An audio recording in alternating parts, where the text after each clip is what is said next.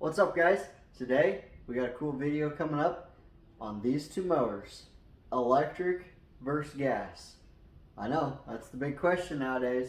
So we got these two mowers here and we're going to talk about it. But first, I'm going to show you outside. We got a little weather that's going on. Guys, I don't know how well you'll be able to see this, but there's really dark blue above them old junk houses over there. Pan around this way though, skies are nice and blue, sun's coming out right there. Middle of February, so I'm not sure if we're gonna have some rain or what we got going on today. Okay guys, so we're back inside here. So today I'm gonna give my opinion on electric versus gas. So what we have here is a 2018 Craftsman 7.25 Briggs & Stratton motor. It is a push mower. Now this over here is a 2021 Personal Pace 60 volt Toro. Now there's a lot of similarities. For the main part, other than the self-propelled and non-self-propelled, and the motor and non-motor, everything else is pretty similar. We both have steel decks, which I think is good, versus a plastic or a synthetic or some other type of deck. I think steel is going to last a lot longer. It's more durable. And then the other big thing is on this electric one, every wheel is independent height. So if you want to change the height up and down, you have to change it by every wheel. Where over here on this one, it is just the back has one lever, the front has another lever. But other than that, the main part of these mowers are pretty similar. This one is a bagging and mulching. This one also has the side discharge. So they're pretty similar. This one has rubber wheels, this one is plastic. That doesn't really affect the performance of them though. Both of them come with great blades. So as long as they're sharp and you're doing the maintenance on that, they're both going to have good cut quality. Where we get into the biggest difference is what sits on top here. Because this little compartment here houses the battery. This is the battery that will come with it. It is a 6 amp, 60 volt battery. Now a lot of people say, oh, well how long will this run? Will this run for an hour? Well, there's a lot of factors to that. You know, you see the commercials where they say, oh, this mower or this weed eater or whatever will run for 1 hour. Well, yeah, if it's just sitting here running for an hour, it may last an hour. But how long will it actually last in your yard? So my lawn is about 7,200 square feet. When I first bought this, it was spring of last year. We were in our growing season. We were getting rain quite frequently. I was going out. I'm used to mowing at least 2 times a week, but maybe once a week. I always stick to the 1/3 rule, never cut off more than 1/3 of your grass blade.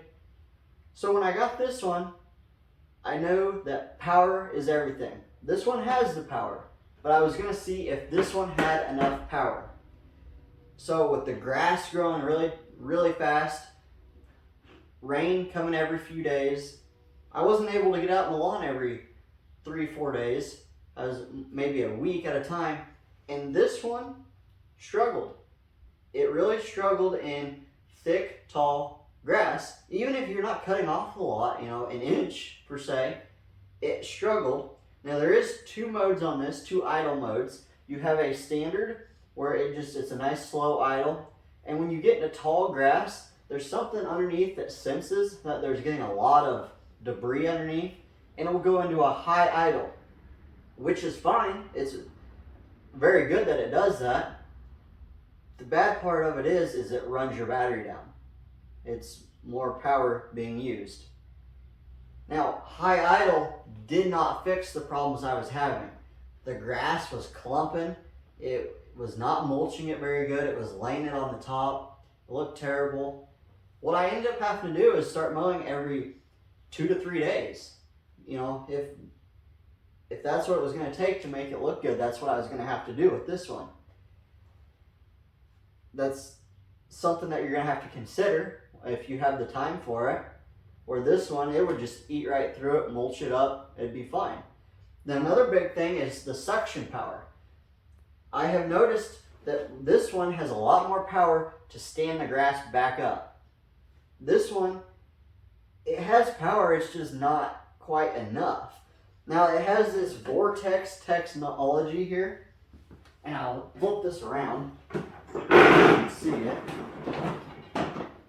See, this is the good thing about batteries, you can just flip this upside down like this, and you don't have to worry about anything spilling out of it or gas dumping or anything. So there's this little black box here. You can do this up, chop my finger off. There's a little black box here. That is the vortex technology that shows on the front. Now it pulls air, this is open, it pulls air in this slot and around this, and here's a flap that is down right now because it's in mulching mode, but it pulls the grass back into here and it will shoot it back into the bag. Now does it work? Yes. Does it work great? No. About half a bag full of grass, and that's about all you're going to get. And you're going to notice that it's starting to clump. It's not sucking it up as good. It kind of lacks power. Which, if they could get that figured out, this would be a great mower because the features of it are very nice. Being able to flip it upside down like that and not have to worry about anything spilling out of it or anything like that is super convenient. The next thing is this handle will flip down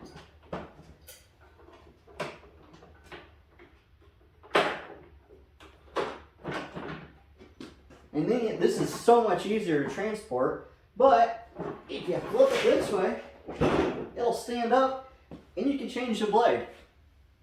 That is pretty convenient. That is really nice. You don't have to worry about anything dumping out. I think the newer Toro gas mowers, I think they also have this feature. Now you're probably wondering, what the heck's that bar? Well, hold on just a second, I'll go get it.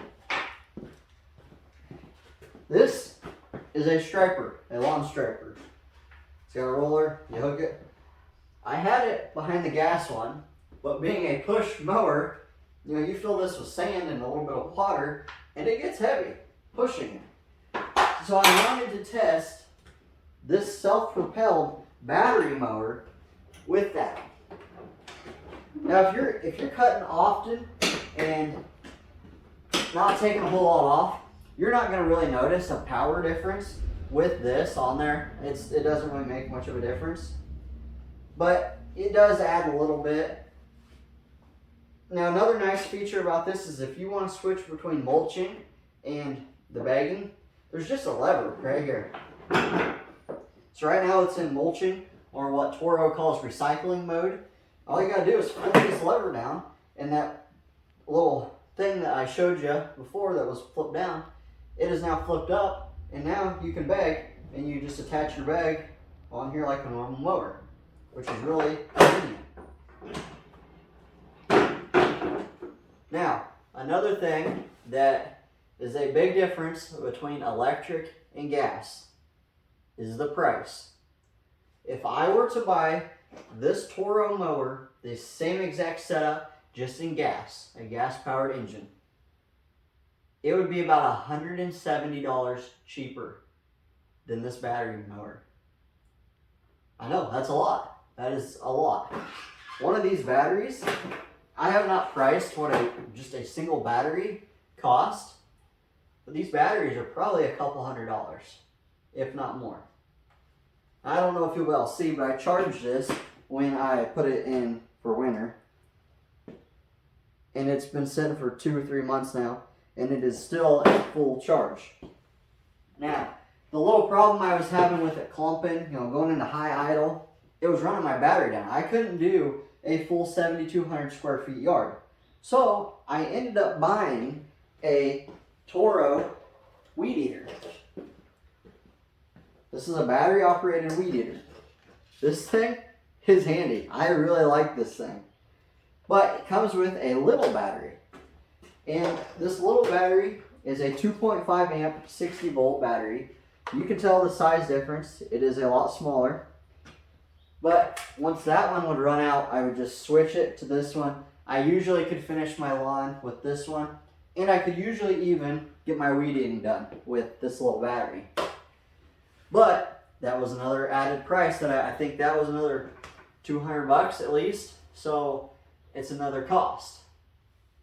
But you know, you don't have to worry about putting gas in it. You don't have to worry about letting it sit over the winter and adding like stable to it.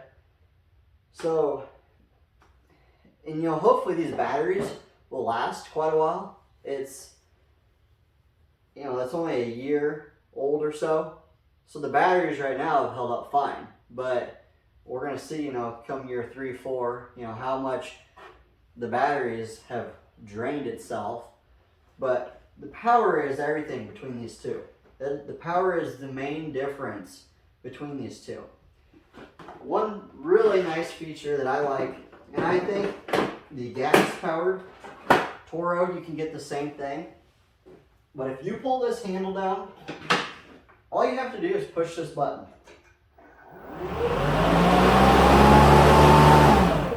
And it's on. So simple. Where this one, you gotta pull it. This one actually has no primer, which I know some of these cheaper homeowner ones anymore, they don't come with a primer. But it seems like forever you gotta pull and pull and pull on that thing. You gotta worry about your carburetors gunking up, and that was another big reason why I ended up getting that weed eater, is because mine, I replaced the carburetor on it, still didn't fix the problem. It wasn't running very good at all. It just seems like it's off. I'm not sure if I got another bad carburetor or what's going on with it, but so I ended up buying that weed eater, which I really like, and that way I could have the smaller battery. But if you're looking at going electric, I would recommend knowing how big your yard is. Now here in one of the next few videos, I will be, once it gets a little bit warmer out, I'll show you, I drew up a map, I guess you could say, of my lawn. And I calculated how many square feet it is. That's how I knew it's roughly 7,200 square feet. I would say that if you have somewhere between a 5 and 7,000 square feet lawn, this will probably be good for you. If you have much bigger than that, you're going to want another battery. If you're dealing with wet conditions or thick grass like I have, it's going to throw off that a little bit. But anywhere between 5 and 7,000 square feet lawns, I think this would work perfect for. Now I know it's just like the gas one. As long as you refill it, as long as you charge the battery, it's going to mow. And that's the biggest thing, is I wasn't used to charging these batteries. I wasn't used to, after getting done with mowing, taking the battery out and taking it inside and charging it. That is one thing that you'll have to get used to. Otherwise, the next time you go to mow, you're not going to have a charged battery, and you're not going to be very happy. And that's when you're going to want one of these. So make sure that you always charge these batteries. That way, you're ready to go for the next time. I think that's all I got for you guys today. Main part is, these are both great mowers. Electric power has come a very long ways in the last few years, and I think it will continue to come a long ways. Both are great mowers, but I think we're going to have some more good content coming up, guys. We're going to do some soil testing. I'm going to show you how to read a fertilizer analysis bag and what those numbers mean. I'm going to show you how to map your lawn. So guys, if you like this content, go ahead and subscribe, hit that like, and turn your bell notifications on. Thank you guys for watching. See you next time.